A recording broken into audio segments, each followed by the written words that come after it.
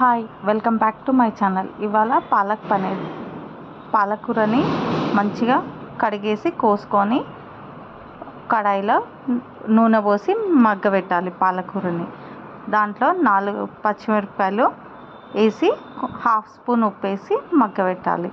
తర్వాత దాంట్లో కొత్తిమీర పుదీనా వేసి కలిపేయాలి. కలిపేసిన తర్వాత దాన్ని మిక్సీకి వేసుకోవాలి.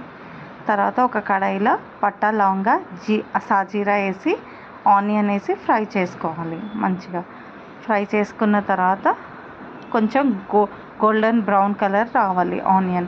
దాంట్లో మిక్సీ కొట్టిన పాలకూర పేస్ట్ని వేసేసి కలిపేయాలి. కలిపేసిన తర్వాత దాంట్లో హాఫ్ స్పూన్ పసుపు, హాఫ్ స్పూన్ కారం, హాఫ్ స్పూన్ ఉప్పు వేసి కలిపేయాలి. కలిపేసిన తర్వాత ఒక గ్లాస్ వాటర్ పోసి కలిపేయాలి. అది కొంచెం మగ్గాలి. మగ్గిన తర్వాత దాంట్లో జీలకర్ర పొడి, ధనియాల పొడి, హాఫ్ స్పూన్ గరం మసాలా పొడి వేసి కొంచెం మగ్గిన తర్వాత దాంట్లో పన్నీర్ ముక్కలు వేసేసి కొంచెం ఫ్రై చేసుకోవాలి. ఫ్రై చేసిన తర్వాత పాలక్ పనీర్ రెడీ అయిపోతుంది. Thank you for watching my channel. Please subscribe my channel.